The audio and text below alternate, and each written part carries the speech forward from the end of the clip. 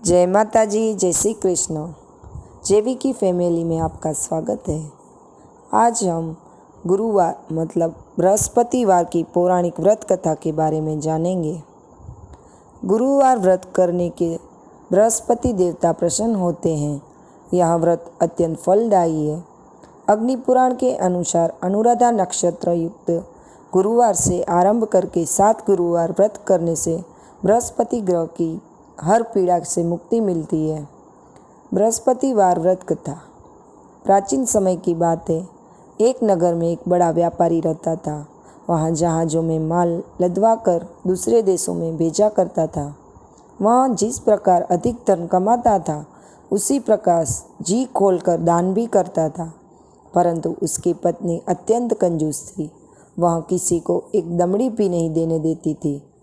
एक बार सेठ जब दूसरे देश व्यापार करने गए तो पीछे बृहस्पति देव ने साधु वेश में उसकी पत्नी से भिक्षा मांगी।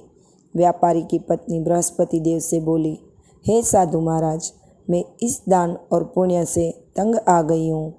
आप कोई ऐसा उपाय बताइए जिससे मेरा सारा धन नष्ट हो जाए और मैं आराम से रह सकूँ। मैं यहाँ धन लूटता हुआ नहीं देख सकती।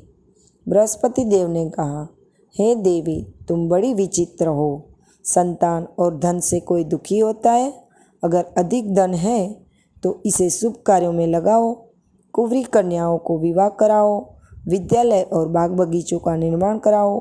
ऐसे पुण्य कार्य करने से तुम्हारा लोक परलोक सार्थक हो सकता है। परंतु साधु की इन बातों से व्यापारी की पत्नी को खुशी नहीं हुई। उसने कहा, मुझे ऐसे धन की आवश्यकता नहीं है जिसमें मैं दान दूं। तब बृहस्पति देव बोले, यदि तुम्हारी ऐसी इच्छा है तो तुम एक उपाय करना। 7 बृहस्पतिवार घर को गोबर से लीपना, अपने केशों को पीली मिट्टी से धोना, केशों को धोते समय स्नान करना, व्यापारी से हजामत बनाने को कहना, भोजन में मांस, मदिरा, खाना, कपड़े और घर धोना। ऐसा करने से तुम्हारा सारा धन नष्ट हो जाएगा। इतना कहकर बृहस्पति देव अंतर्ध्यान हो गए। व्यापारी की पत्नी बृहस्पति देव के कहे अनुसार 7 बृहस्पतिवार वैसे ही करने का निश्चय किया। केवल 3 बृहस्पतिवार बीते ही थे कि उसकी समस्त धन संपत्ति नष्ट हो गई और वह परलोक सिधा गई। जब व्यापारी वापस आया तो उसने देखा कि उसका सब कुछ नष्ट हो चुका है। उस व्यापारी से अपनी पुत्री को सांत्वना दी और दूसरे नगर में जाकर बस गया। वहाँ जहाँ जंगल से लकड़ी काट कर लाता और शहर में बेचता। इस तरह वह अपना जीवन व्यतीत करने लगा। एक दिन उसकी पुत्री ने दही खाने की इच्छा प्रकट की, लेकिन व्यापारी के पास दही खरीदने के लिए पैसे नहीं थे। वह अपनी पुत्री को आश्वासन देकर जंगल में लकड़ी काटने चला गया। वहाँ एक वृक्ष के नीचे बैठे अपनी पूर्व दिशा की विचार कर रोने लगा। उस दिन बृहस्पतिवार था। तभी वहाँ बृहस्पति देव साधु के रूप में बैठकर सेठ के पास आए और बोले, हे मनुष्य, तू इस जंगल में किस चिंता में बैठा है? तब व्यापारी बोला, हे महाराज, आप सब कुछ जानते हैं। इतना कहकर व्यापारी अपनी कहानी सुनाकर रो पड़ा। बृहस्पति बोले, देखो बेटा, तुम्हारी पत्नी ने बृहस्पति देव का अपमान किया था। इसी कारण तुम्हारा यह आज हाल हुआ है। लेकिन अब तुम किसी प्रकार की चिंता मत करो। तुम गुरुवार के दिन बृहस्पति देव का पाठ करो। 2 पैसे को बचे तो उसे चने और गुड़ को लेकर जल में लौटे दो। जल के लोटे में शक्कर डालकर वहाँ अमृत और प्रसाद अपने परिवार के सदस्यों और कथा सुनने वालों को बांट दो। स्वयं भी प्रसाद और चरणामृत लो। भगवान तुम्हारा अवश्य कल्याण करेंगे। साधु की बात सुनकर व्यापारी बोला, महाराज, मुझे तो इतना भी नहीं बचता है कि मैं अपनी पुत्री को दही लाकर दे सकूं। इस पर साधु जी बोले, तुम लकड़ियां शहर में बेचने जाना। तुम्हें लकड़ियों के दाम पहले से चौगुने मिलेंगे, जिससे तुम्हारे सारे कार्य सिद्ध हो जाएंगे। उसने लकड़ियां काटी और शहर में बेचने के लिए चल पड़ा। उसकी लकड़ियां अच्छे दाम में बिक गई, जिससे उसके अपनी पुत्री के लिए दही लिया और गुरुवार की कथा हेतु चना गुड़ लेकर कथा की और प्रसाद बांटकर स्वयं भी खाया। उसी दिन से उसकी सभी कठिनाइयाँ दूर होने लगी, परंतु अगले बृहस्पतिवार को वह कथा करना भूल गया। अगले दिन वहाँ के राजा ने एक बड़े यज्ञ का आयोजन कर पूरे नगर में लोगों को भोज का आयोजन किया। राजा की आज्ञा अनुसार पूरा नगर राजा के महल में भोज करने गया, लेकिन व्यापारी व उसकी पुत्री तनिक विलंब से पहुँचे। अतः उन दोनों को राजा ने महल में लाकर भोजन कराया। जब वे दोनों लौटकर आए तब रानी ने देखा कि उसकी कुटी पर टंगा हार गायब है। रानी को व्यापारी और उसकी पुत्री पर संदेह हुआ कि उसका हार इन दोनों ने ही चुराया है। राजा की आज्ञा से उन दोनों को कारावास की कोठरी में कैद कर दिया गया।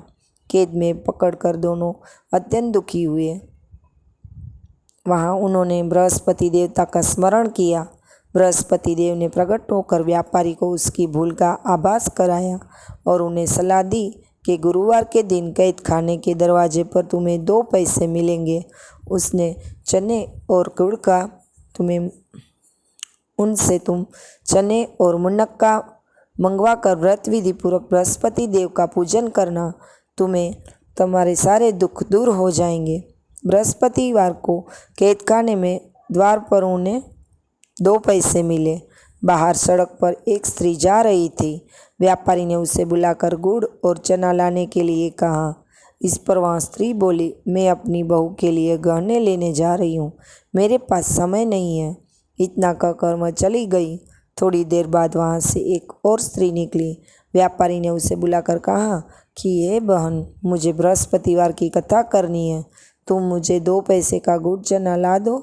बृहस्पति देव का नाम सुनकर वह स्त्री बोली, भाई मैं तुम्हें अभी गुड़ चना ला कर देती हूँ। मेरा इकलौता पुत्र मर गया है, मैं उसके लिए कफन लेने के लिए जा रही थी, लेकिन मैं पहले तुम्हारा काम करूँगी, उसके बाद अपने पुत्र के लिए कफन लाऊंगी। वह स्त्री बाजार से व्यापारी के लिए गुड़ चना ले आई और स्वयं भी बृहस्पति देव की कथा सुनी।